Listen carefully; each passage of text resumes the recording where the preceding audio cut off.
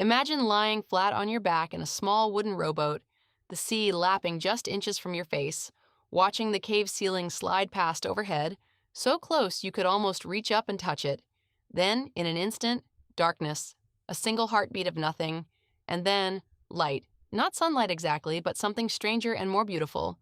A luminous electric blue rising up from the water all around you, as if the sea itself has caught fire in some impossible shade of the sky.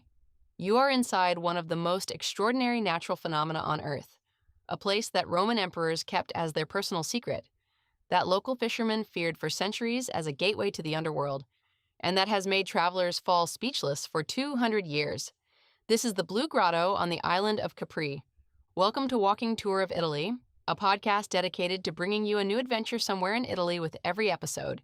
Each week we'll travel to a different destination, from ancient ruins and stunning gardens to fascinating cities, historic landmarks, and hidden gems tucked away across this incredible country. If you're gearing up for your own trip, head over to northstartravelers.com, where you'll find gear recommendations to help you travel smarter, plus a full list of our other podcast shows covering destinations around the world. If you love discovering new places and planning your next adventure, follow the podcast so you never miss an episode. And if you're enjoying the show, leaving a positive review goes a long way in helping others find it. Now let's explore Italy. You are standing at the edge of the sea on the northwest coast of Capri. Behind you, the white limestone cliffs rise sharply, and above them, somewhere up that hillside, the ruins of an ancient villa are quietly crumbling back into the rock. Ahead of you, there is nothing but open water and a dark, low slit carved into the cliff face, no more than a meter high, barely wide enough for a small boat to pass through sideways. If you arrived by sea from the main port at Marina Grande, you've already had 10 minutes of the island's most dramatic scenery. Cliffs tumbling into turquoise water, villas perched on impossible ledges, the whole shimmering spectacle of the Bay of Naples spreading behind you. If you came by land from the village of Capri, you walked or rode a small bus, down a winding road through lemon groves and scrub, and then descended a staircase to reach this rocky waterside platform. Either way, you are now where the real experience begins. There are rowboats here, small and weathered, each guided by a single oarsman. You take your seat, there may be 2 or 3 of you, no more, and before the boat even reaches the entrance, the guide explains what you're about to do. When a wave lifts the water slightly at the mouth of the cave, the opening shrinks. When the wave pulls back, there is just enough clearance for the boat to pass. The technique requires split-second timing, and these oarsmen have spent their lives perfecting it. They will tell you to lie back flat, do it. The opening is less than a meter high, and the boat will move fast through the gap. Some visitors close their eyes. Don't, because the moment you're through is a moment worth seeing. Inside, the light is unlike anything you've encountered. The cave measures roughly 60 meters long and 25 meters wide, large enough to feel vast once you're inside. The ceiling climbs as high as 14 meters in places, but none of that architectural scale prepares you for the color. The water glows, genuinely glows, in an intense otherworldly blue that seems to come from within, as if there is some luminous source deep below. The explanation, once you know it, is elegant. Sunlight entering through a second larger opening submerged beneath the surface refracts through the water and bounces off the white limestone of the cave floor. The light that reaches your eyes has already been transformed, stripped of its reds and yellows, concentrated into pure, saturated blue. The effect shifts minute by minute as the sun moves, which is why morning visits tend to be the most vivid, when the angle of the light is optimal and the tourist boats haven't yet arrived in numbers. Your oarsman turns the boat slowly so you can take in the full sweep of the interior. Look into the water directly beneath you. It is clear, crystalline, and the bottom, though invisible, drops away to a depth of about 15 meters. Watch how your hand, if you trail it through the water, leaves a wake of silver light. Watch how the oarsman's paddle, when it lifts dripping from the surface, trails silver droplets that catch and hold that blue glow for just a moment before they fall. If you're fortunate, the oarsman will sing. It's a tradition here, a snatch of Italian melody, or sometimes something from Neapolitan opera.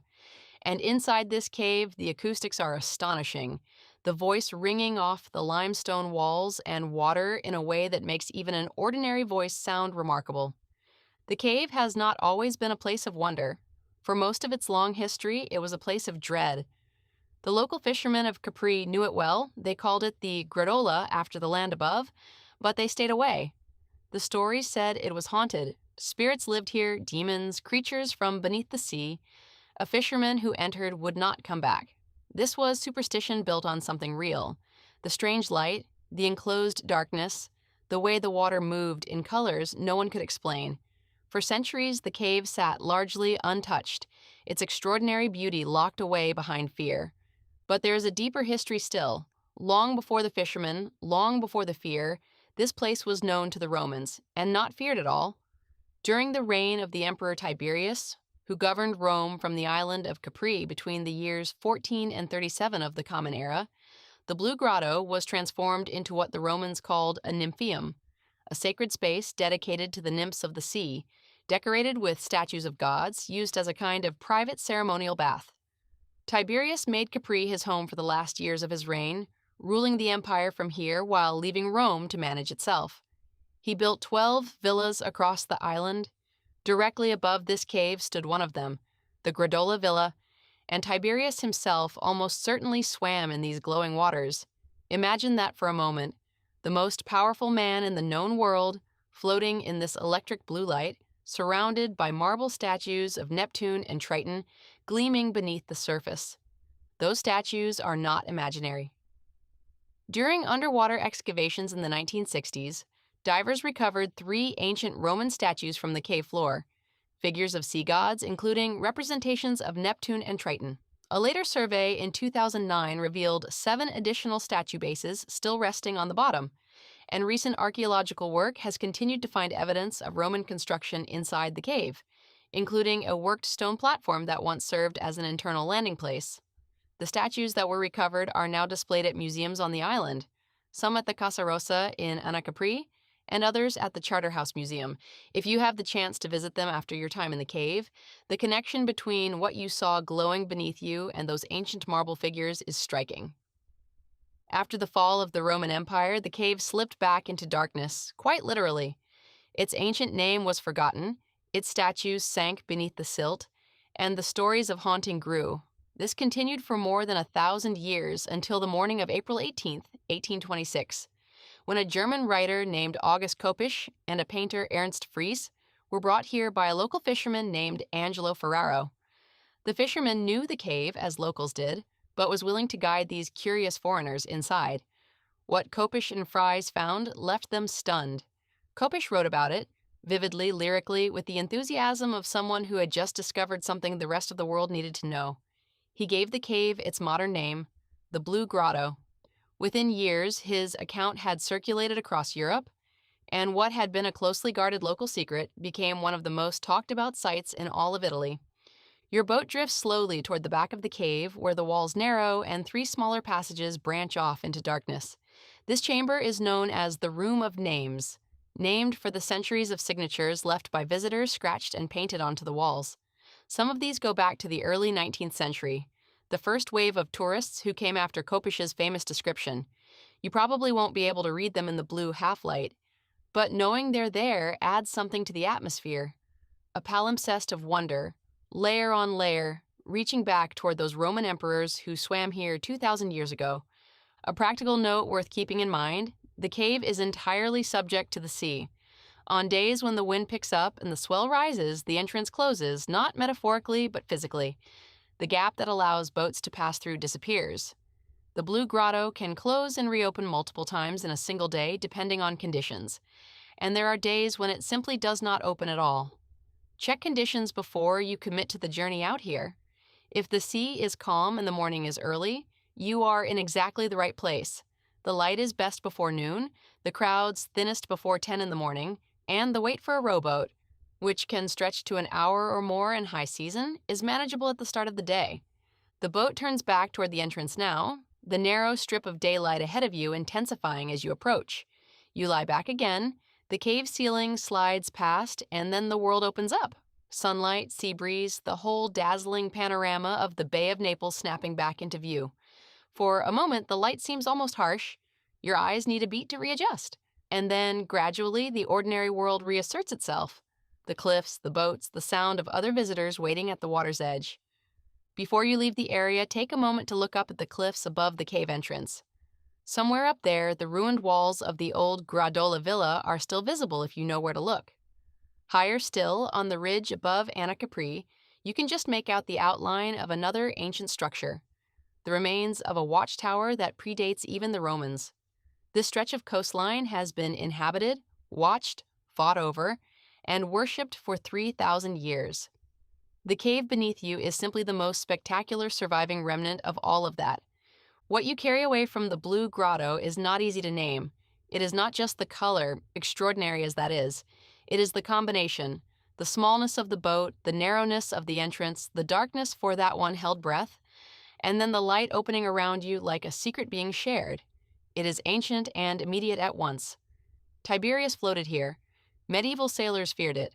A German poet gave it its name, and now you have been inside it, suspended in blue light above the bones of Roman statues, in a cave that has kept its magic through every century that has passed.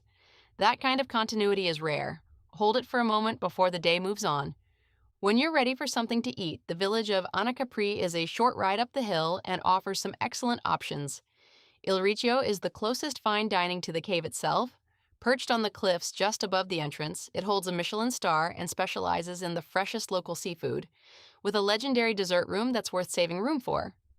For a more relaxed setting, Ristorante La Zagara in Capri sits in a garden surrounded by lemon trees and serves grilled fish, homemade pasta, and seasonal local produce in a setting that feels removed from the tourist bustle. If you want something simpler and significantly more affordable, Capri Cakes in Capri is a beloved local spot for pastries and lighter bites. By far the best value on the island, according to those who know it well. There is much more to explore while you're here. Villa San Michele, a short walk or bus ride from the center of Capri, is a 19th century villa built by the Swedish physician Axel Munthe on the foundations of an ancient Roman structure. Its gardens, with their sweeping views of the Marina Grande Bay and scattered ancient sculptures, are among the most beautiful on the island. Monte Solaro, the highest point on Capri at nearly 600 meters, is reached by a short chairlift ride from Capri's central square. The views from the summit take in the entire island, the Amalfi Coast, and on clear days, the distant cone of Vesuvius. And the Faraglioni, the three great limestone stacks rising from the sea on Capri's eastern shore, are worth seeing up close either from a boat tour or from one of the clifftop viewpoints in Capri town. Together with the Blue Grotto, these sites make a complete picture of what this island has been across the ages: Roman, medieval, romantic, and still magnificently itself. That brings us to the end of today's episode. Before you go, a few quick things. Subscribe so you never miss a destination. Leave us a positive review to help others find the show. And share this episode with someone who loves exploring Italy. And if you're hungry for more adventures beyond Italy, visit northstartravelers.com to explore our other podcast shows and browse gear recommendations for wherever your next journey takes you. Your support means the world and keeps these adventures coming.